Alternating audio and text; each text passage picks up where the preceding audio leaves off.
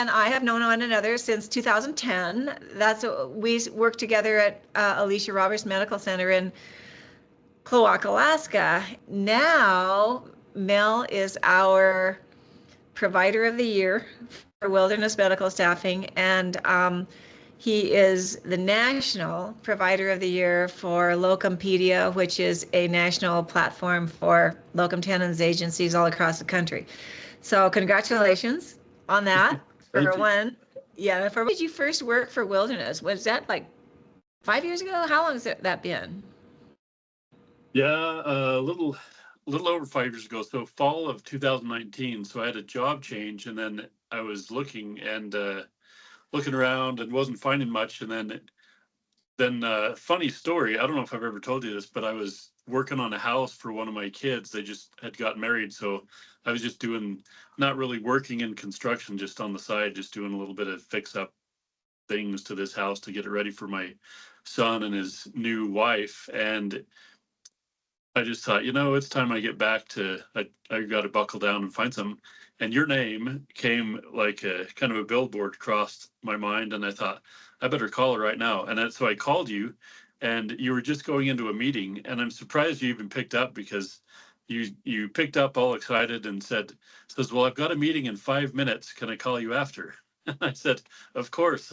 So I thought that was pretty nice that you'd even pick up then. But then that was fall of 2019. Turned out it was right before COVID, and some of my colleagues here in Idaho had a little bit of trouble keeping work because of all the shutdowns and decreased staffing for so many facilities.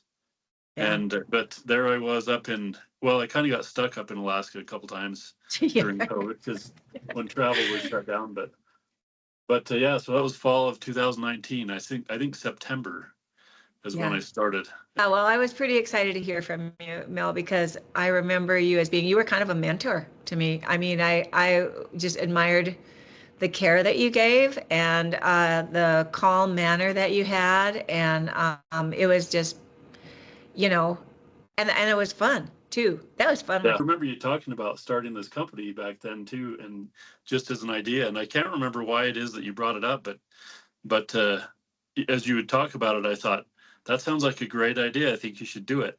And I remember mentioning once, I said, maybe I'll even work with you someday. Isn't that funny? Here we are. Here we are 15 years later, yeah, that's very cool, man. Yeah, it was small.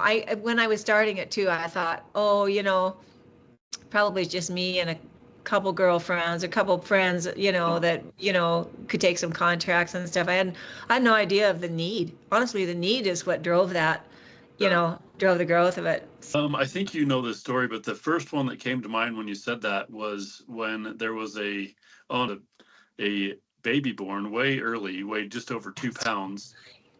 Yeah, and so then luckily there was an NP, because at that time I wasn't great with IVs, especially on a 2-pound little baby.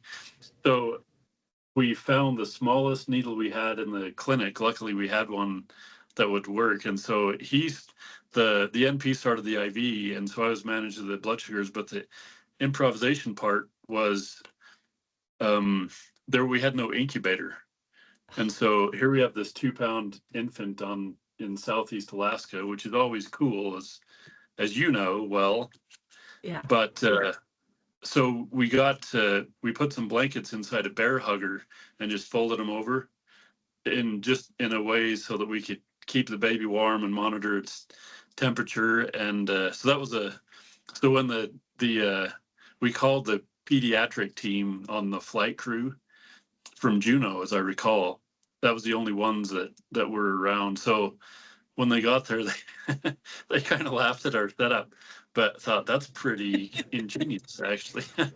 2 pounds. Oh my goodness! And it got him to Juneau, I imagine, or did they take him down to Seattle? Yeah, they were down in Seattle for about 3 months, I think. Wow. They were down there for quite a while. I thought I might be off on that time, but that's incredible. So that we had to figure out. There were some babies born, but none that small, and so we really worried about a whole bunch of things with that newborn.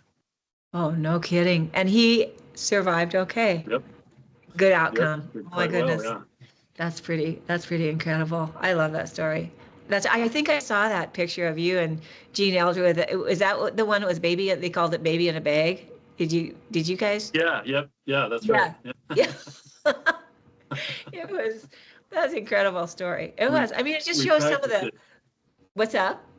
Well, to send it on the medevac, we had nothing really to put it in, so we got a small square zipper pouch, and just folded the lid in and put some wash rags in there because the baby was so small, and then put it in there so then we could manage the IV and do everything we need to do, and it was warm. So that was a I That's can't remember whose just, idea that was, but it was a great idea because it fit it's, just right. yeah. That's incredible. It just kind of shows honestly to what providers come up against in some of those remote areas, or those areas that are off the beaten path, or they have to be, flown out, it's incredible, what some of the, well, you guys, what some of the providers do. So there's a whole bunch of, we could talk for a long time about some of these stories, but the one of the most memorable medevac situation, well, there's a couple, but well, there was one up in northern Alaska where we were concerned that an elder patient was having a stroke, and so in that village there was a gravel runway, and it was probably about 20 below outside, and so the whole crew was over at this patient's house, and we got everything ready, and then right from there I called the medevac, and so I was just monitoring the patient, doing neuro checks and checking blood sugar and all those things, and then we were just waiting for the plane to come. And so we waited in her house until the plane came, because the only way to get there was only probably 3 or 4 trucks in the whole village. Most people just transported by four-wheeler snow machine. And so that wasn't going to work because she couldn't really even sit up that well. And anyway, so there was only an open bed truck. That was the only thing that was available. So we got her all packaged and put the transport basket, like a search and rescue basket, just on the bed of the truck. And so we waited until the plane flew over, and then there were several men there to help, some family members, and they got a bunch of blankets and a whole bunch of blankets, and some of the men, so we just took her out of the house, put her in the basket, slid her up in the truck, and then some of the men held it, and a couple of the other ones were holding blankets over her so she didn't get too cold out there. And we drove. I was driving because there weren't that many people even with driver's licenses there, so I drove to the airport with her in the back, and so I had to keep watching her. And anyway, so that was a interesting medevac situation. So then we pulled up right as the plane did and loaded her, and then I hopped in the plane and we gave report to the flight crew and then hopped back out. So that was That's a incredible. new thing. I'd never done that at -20 outside before. Talk about innovation. I mean, really, that's incredible. I love these stories. These are like things that, if you're in the lower 48 or in a more urban setting, you'd never do. And it was just a spontaneous thing. I never would have anticipated having to make that decision, but people kept looking at me saying, how are we going to get her to the airport? And so just kind of on the fly, I said, well, here's what we're going to have to do. That's So crazy. That's yeah, incredible. yeah. So the flexibility helped. My friends that go there, they tried to talk me into going a few years earlier, but with my job situation the way it was, full-time job at a clinic, hospital, a nursing home, and a small ER, just a small community critical access hospital, there I couldn't take off 2 weeks. Well, for one, that's all the time off I got for the year. And also I was never allowed to, I would ask, but I was never allowed to take off 2 weeks in a row. And so when that job changed then, and I started working with wilderness, I had all the flexibility in the world, and and the funds to go. And so I started going there.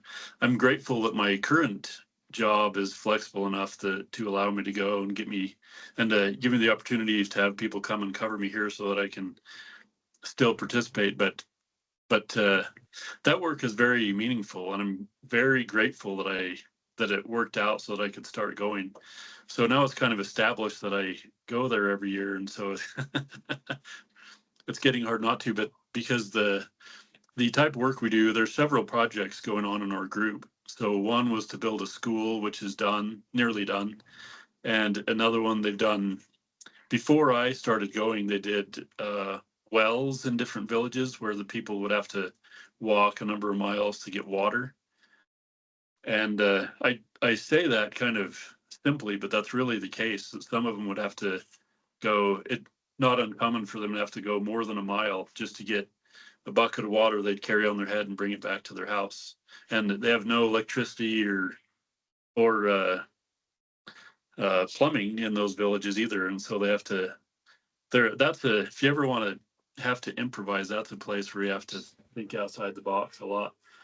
So some of those type of projects I didn't get to participate in, other than to go and help repair the wells which we did this last. Well, I was just there in January, and so we visited one village where there was a well placed and had to do some repairs. So since I've been there, we've done several medical outreach.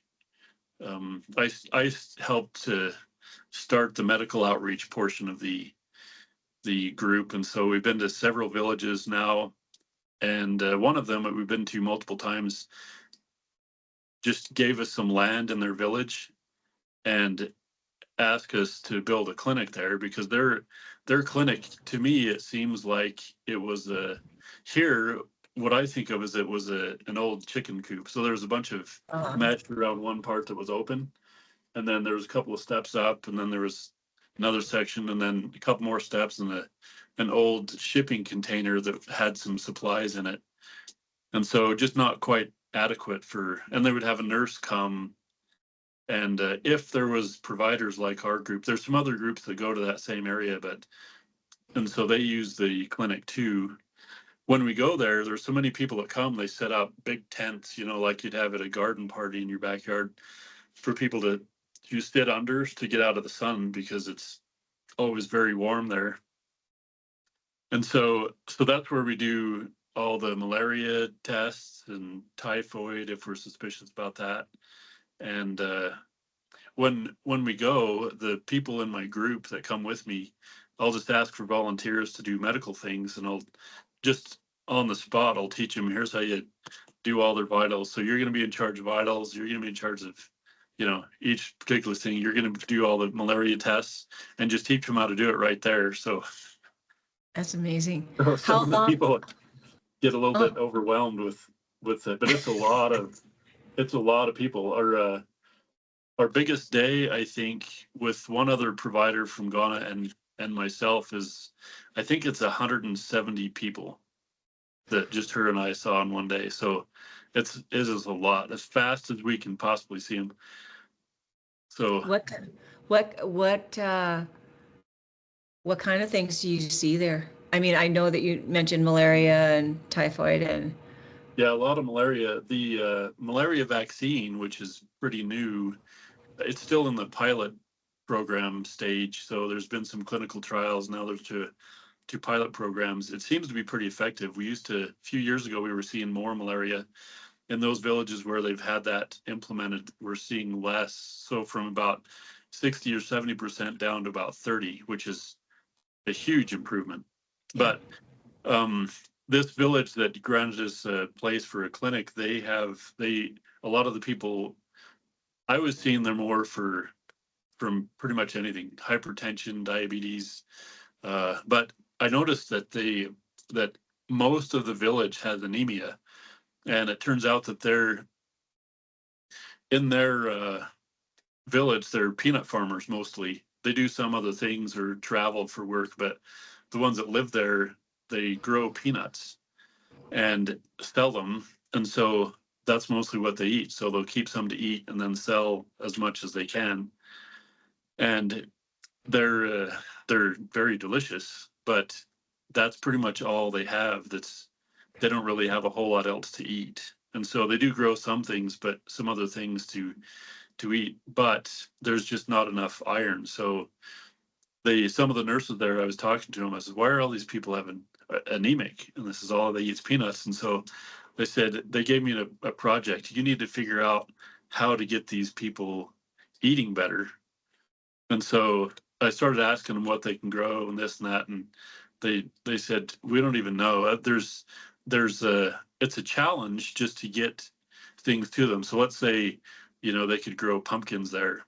It's kind of a challenge just to get pumpkin seeds to them because of their proximity. They're not too far out of town, but just to get them to grow and have enough water for those. So a whole bunch of things would go into figuring out how to get them fed better. But so that's kind of a project I've taken on to see if I can do something about that. But so those are the type of things we do when we're there.